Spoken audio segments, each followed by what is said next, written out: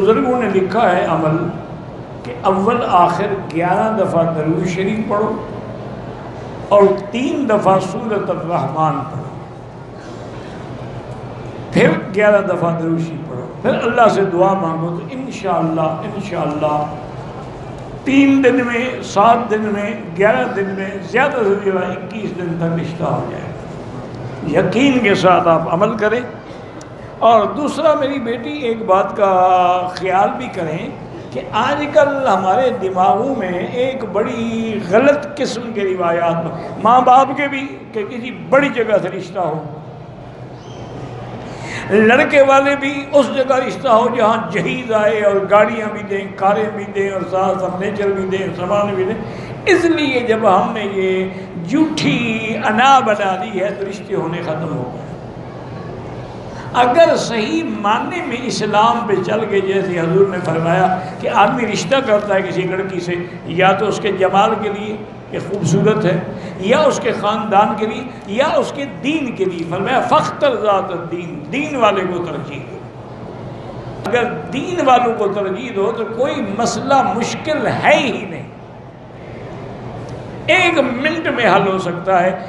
ہر جگہ اللہ کے دین کے مدارس ہیں، مدارس البنین بھی ہیں، بنات بھی ہیں، لڑکوں کے بھی ہیں، لڑکیوں کے بھی ہیں۔ تو اگر آپ کسی مدرسے کے محترم کو جا کے بتائیں کہ میری یہ غرض ہے تو فوری طور پہ انشاءاللہ حل ہو جائے گا۔ اب آپ حیران ہوں گے کہ میری والدہ کا جب نکاح ہوا نا، میرے جو نانا تھے وہ بہت بڑے عالم تھے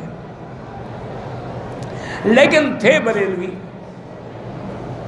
حضرت خلیفہ شیخ الجامعہ جو تھے نا جی، جو جامعہ عباسیہ کے پہلے شیخ الجامعہ تھے، وہ ان کو ملنے کے لیے آتے تھے، یعنی وہ اتنا بڑے عالم تھے۔ شیخ الجامعہ غلام محمد گھوٹوی رحمۃ اللہ علیہ، ان میرے نانے کے پاس آتے تھے بستی میں ملنے کے لیے۔ والد صاحب کو وہ تقریروں میں کافر کہتے تھے۔ ایک دن والد صاحب پڑھا رہے تھے، اس وقت چھوٹی سی مسجد ہوتی تھی اور ایک شیشم کا درخت ہوتا تھا، اس کے نیچے بیٹھ کے والد صاحب درس دیتے تھے۔ طلباء ماشاءاللہ بہت ہوتے تھے لیکن جگہ نہیں ہوتی تھی۔ دیکھا کہ مولانا آ رہے ہیں تو والد صاحب حیران ہو گئے کہ کیسے جلدی جلدی طلباء کو حکم دیا کہ حضرت کو گھوڑی سے اتارے، گھوڑی بھی پکڑے، گھوڑی کو باندھا اور حضرت کو آ کے بٹھایا۔ جیسا بھی کمرہ تھا، جیسی چار، وہ تو بڑے آدمی تھے نا، وہ نام میرے جو تھے نا، وہ اس زمانے میں بھی لاکھوں پتی تھے۔ تو حضرت والد صاحب نے عرض کیا کہ حضرت آپ کیسے تشریف لائے؟ فرمایا بھائی میری لڑکی بالغ ہو گئی ہے اور میں تمہیں رشتہ دینا چاہتا ہوں۔ میں نے کہا حضرت کافر سے رشتہ ہو جاتا؟ کہ شرم نہیں آتی میں تیرے در پہ چل کے آیا ہوں اور تم آگے مجھے باتیں سناتے ہو؟ تقریر میں آدمی کہہ دیتا ہے ایسے۔ تو یہ لوگ تھے کہ بس بالغ ہو گئی، میں ایک رات بھی اب اس کو گھر میں رکھنے کے لیے تیار نہیں، فوراً نکاح کرو۔ اور اپنی بیوی کو لے آؤ، میں کہاں لے آؤں، میرے پاس جگہ ہی نہیں ہے۔ فرمایا بس ایک کمرہ اسی طلباء سے خالی کروا دو۔ یہ جب ایسی باتیں ہوتی تھیں رشتے میں دیر ہو سکتی ہے۔ پھر اللہ نے ایسا فیض کیا کہ والد صاحب پہ علامہ انور شاہ کاشمیری رحمۃ اللہ علیہ کی دعا سے اللہ نے خزائن السماوات والارض کے دروازے کھول دیے۔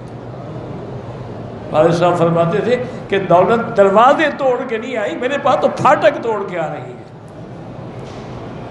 اتنا بڑے امیر بن گئے پھر ماشاءاللہ۔ تو یہ اگر ایسے رشتے کرو گے نا میری بیٹی تو کوئی تکلیف، آپ یقین کریں کہ میں حرم میں بیٹھا ہوں، میری جب شادی ہوئی مجھے پتہ نہیں تھا۔ والد صاحب نے ظہر کی نماز میں تمام جماعتیوں سے کہا کہ بھئی آج عشاء کے بعد ہر آدمی اپنے گھر میں جو بھی پکا ہو لے کے اکٹھے بیٹھ کے کھانا کھائیں گے۔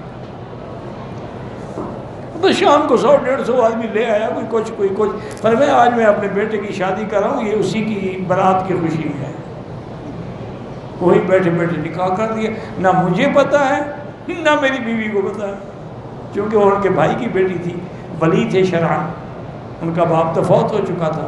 اور میں تو ویسے ہی موجود تھا، بس نکاح ہو گیا، بات ختم ہو گئی۔ ساری برادری نے، انہوں نے کہا اللہ نے ایک بیٹا دیا تھا، وہ بھی میں سنت کے خلاف شادی کرتا، کیا کہہ رہے ہیں؟ ساری برادری ناراض ہو جائے، میں اللہ کے رسول کو ناراض نہیں کر سکتا، بس سنت ہے، نکاح ہو گیا، جیسے حضور کے ہوا بی بی زینب کے بارے میں، اور میں بھی گھر سے کھانا لے آؤں، وہی کھلا دیا، فرمایا بابا یہی ولیمہ، تو میں نے آج جو سنت پہ عمل کر لیا ہے، اور مجھے کیا چاہیے؟ تو اگر یہی فیصلہ کر لو نا جی، انشاءاللہ کوئی لڑکی کوئی لڑکا جو ہے نا بغیر نکاح کے نہیں رہے گا۔ اور اس دور میں یہ ضروری ہے کہ جب لڑکی لڑکا بالغ ہو شادی کر لو، تاکہ وہ گناہوں سے بچ جائے، کیونکہ اب پورے دنیا کے اندر شیطان ناچ رہا ہے، اور موبائل کے ذریعے اسے تمہارے ہاتھ میں شیطان پکڑا دیا۔ واللہ اعلم۔ اللہم صلی علی سیدنا محمد وعلی آل سیدنا محمد وبارک وسلم۔ اللہم انت ربی لا الہ الا انت الاحد الصمد الفرد الذی لم یلد ولم یولد ولم یکن له کفوا احد۔ اللہم انت ربی لا الہ الا انت الحنان المنان بدیع السماوات والارض یا ذا الجلال والاکرام۔ اللہم انا نسألک باسمائک الحسنى وصفاتک العلی۔ اللہم ثبتنا علی الایمان، اللہم ثبتنا علی الایمان، اللہم ثبتنا علی الایمان، اللہم ارزقنا حسن الختام، اللہم ارزقنا حسن الختام، اللہم اجعل خیر اعمالنا آخرها، اللہم اجعل خیر اعمالنا آخرها وخیر ایامنا خواتیمها، اللہم نور وجوہنا بنور الایمان، نور قلوبنا بنور العرفان، اللہم ارزقنا علوم الاحادیث والقرآن، اللہم انصر الاسلام والمسلمین، اللہم انصر المجاہدین الذین یجاہدون فی سبیلک، اللہم ایدہم بنصرک یا قوی یا عزیز، اللہم اہلک اعداءک اعداء الدین، اللہم انزل علیہم باسک الذی لا یرد علی القوم المجرمین، اللہم ارنا فیہم عجائب قدرتک، اللہم ارنا فیہم عجائب قدرتک،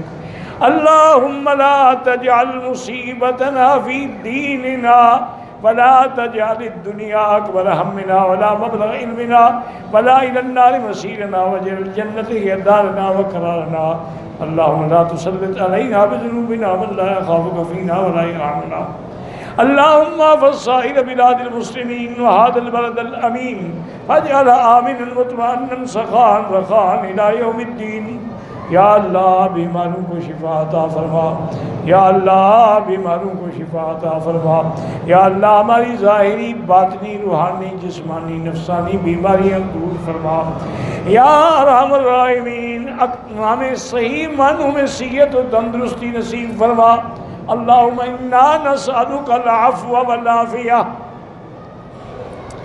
اللہم انا نسألک العفو والعافیۃ المعافاۃ الدائمۃ فی الدین والدنیا والآخرہ، اللہم انا نسألک العفو والعافیہ وتمام العافیہ ودوام العافیہ والشکر علی العافیہ۔ یا اللہ مسلمان فلسطین میں ہیں، کشمیر میں ہیں، عرب میں، عجم میں، شام میں، افغان میں، ان سب کی جان مال آبرو عزت کی حفاظت فرما۔ ربنا ظلمنا انفسنا ان لم تغفر لنا وترحمنا لنكونن من الخاسرین، ربنا آتنا فی الدنیا حسنة وفی الآخرة حسنة وقنا عذاب النار، وصلی اللہ تعالی علی خیر خلقہ سیدنا و مولانا محمد وعلی آلہ وصحبہ اجمعین، اللہم صلی علی سیدنا محمد وبارک وسلم علیہ۔